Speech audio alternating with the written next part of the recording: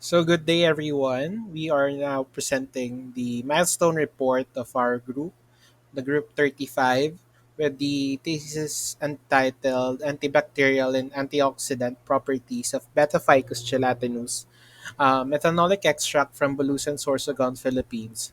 So, I'm with my co-researchers, Ms. Abeliano, Ms. Cadang, Ms. Castillo, Mr. Maralit, and Ms. Pidlawan.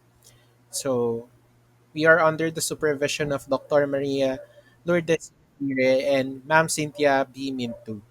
So, all of us are involved with the writing of the thesis, and some of us, such as Abeliano, Castillo, Maralit, and Miss Pedlawan, are part of the logistics who are concerned with the materials of our studies, and along with Miss Kadang, um, we are both focused on the external relations and partnerships of our thesis, such as with the BNR, the Herbarium Sorsogonense, and the barangay of Daptap.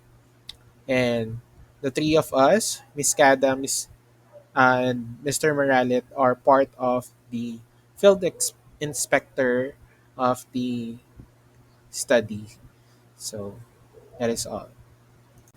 For the executive summary, so the research focus of our study is that we are here to evaluate the bioactivity potential of beta-ficus gelatinous methanolic extract. So we are here to find out if there is a potential uh, antibacterial and antioxidant property of the beta-ficus gelatinous using a methanolic extract. And with that, with the progress made, we have done the thesis proposal. It has been approved, and the site ocular and courtesy meetings with the barangay Dapdap is has been completed, and our title has been amended to Beta-Ficus gelatinus, and our GP was secured from DNR Region 5, and samples were delivered and processed into crude extract, and three of four bacterial strains were secured for the antimicrobial susceptibility testing. And lastly, we have recently done the phytochemical testing. So the next key steps are the antibacterial and antioxidant assays. For the objectives of our research, first, we will identify compounds such as phenols, flavonoids, alkaloids, tannins, and saponins through phytochemical screening. Second, to test the antibacterial activity of the methanolic extract against Klebsiella pneumoniae, Pseudomonas aeruginosa, Enterococcus faecalis, and Staphylococcus aureus through disk diffusion, MIC, and MBC methods. Third, to determine the antioxidant activity using DPPH assay. And lastly, to analyze the correlation between total phenolic content and both antibacterial and antioxidant activities using statistical tests such as ANOVA and Pearson correlation analysis. So, for work completed since our last report, we've made steady progress in preparing our samples and beginning the experimental phase of our study.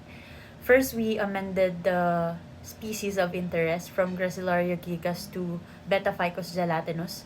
This change was made after confirming the availability of Gracilaria gigas in our collection site.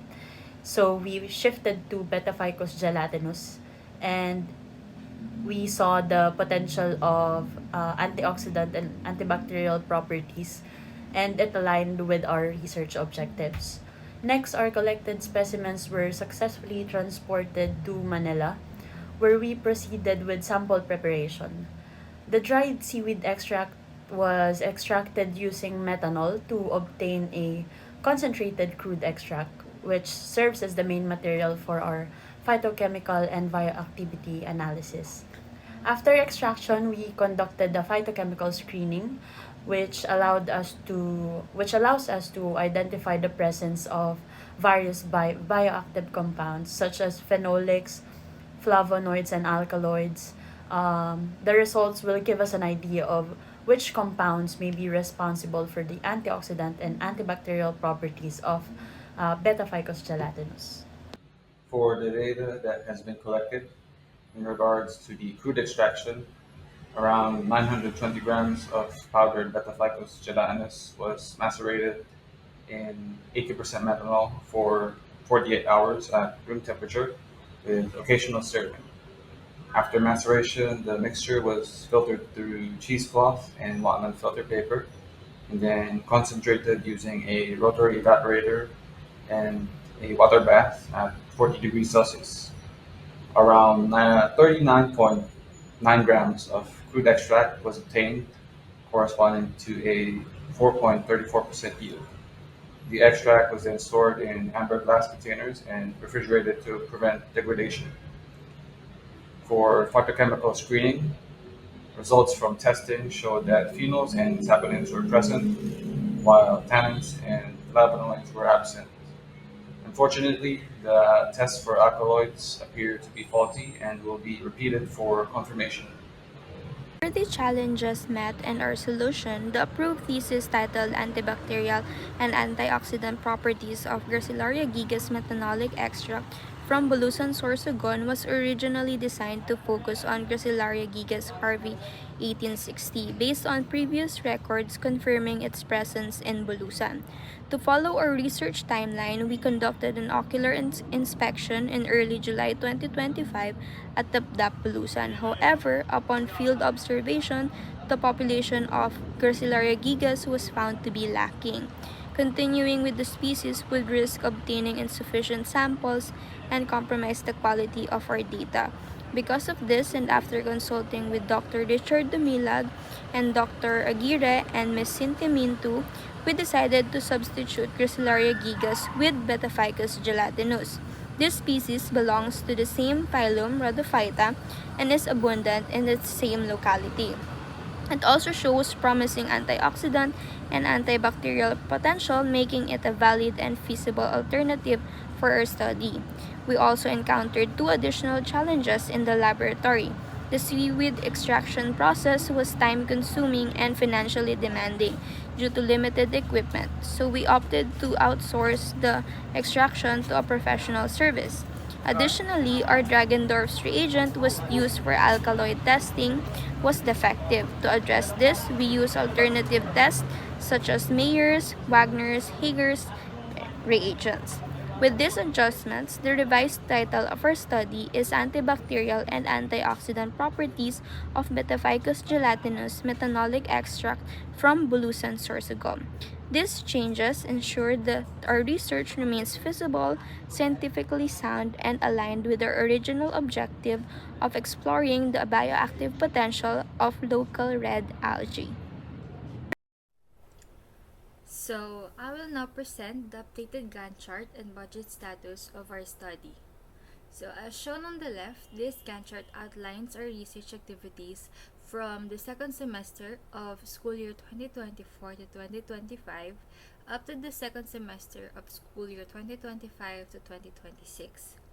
The activities marked in green represent tasks that are done, such as proposal writing, submission to the panel, proposal defense, and permit processing.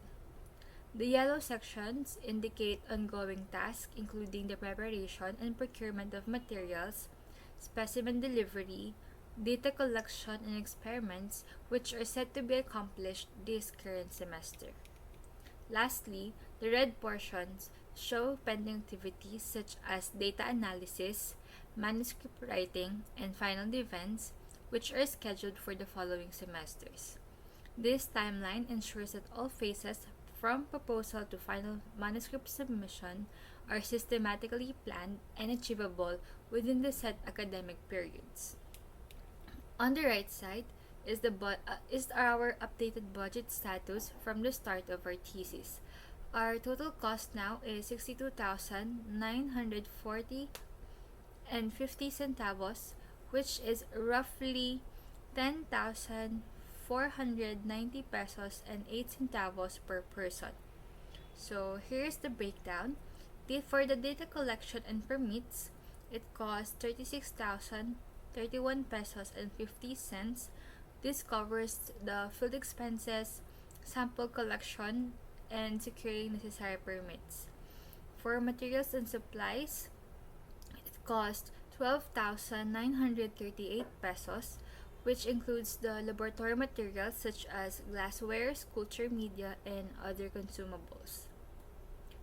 For the reagents and test organisms, it cost 11,471 pesos, allocated for chemical reagents and bacterial strains that will be used in our antioxidant antibacterial assays and our phytochemical test. For miscellaneous, which covers the printing and minor unforeseen costs, it costs 2,500 pesos. So this budget may still increase as we accomplish our objectives. For our next steps in week 10, we will continue and complete the phytochemical tests, particularly confirming and quantifying specific compounds. By week 11, we'll begin the antioxidant assays, specifically using the DPPH method to measure the free radical scavenging activity of the extract. Alongside this, we'll also start subculturing our bacterial isolates, which will be used for the antibacterial assays. Then afterwards, we'll proceed with the diffusion test to observe the extract's ability to inhibit bacterial growth. Depending on the results, we will further determine the MIC and MBC, or the minimum inhibitory concentration and the minimum bactericidal concentration. So these will help us understand how effective the extract is in preventing and killing bacterial cells. Okay, guys. Looking back on our thesis milestone, I'm proud of how our group maintained strong collaboration throughout the process, and each member took responsibility for specific tasks, and we also supported one another during the sample collection, extraction, and documentation. This teamwork really helped us to stay efficient and organized. We also prioritize clear and consistent communication not only within our group but also with our external partners such as the Barangay Dapdap, the Herbarium Sorsogonense, and the DENR. And our coordination allowed us to meet our objectives smoothly. While on a personal level, each member in our group gained valuable hands-on experience in field inspection and extraction techniques and the process of securing the research permits. And each members also contributed to organizing our team's logistics and preparing the laboratory work necessary for our project's progress. So overall, this milestone has strengthened both our technical and collaborative skills, and it gave us a deeper understanding of the responsibilities that come with conducting scientific research. So for the next part, we have our photo documentations, which includes images of the collected specimens, our visit to Barangay Dapdap for permit processing, and our coordination with the DENR for the gratuitous permit. And we also conducted an alignment meeting with our advisor and co-advisor after the collection to discuss the challenges we encounter during the sampling and to plan our next step for the thesis. So, additionally, we've included the necessary documents that allowed us to proceed with collection, such as the amendment letter, the approved GP, and the initial crude results of our samples. And finally, we have the results of our phytochemical screening as part of this section. Thank you.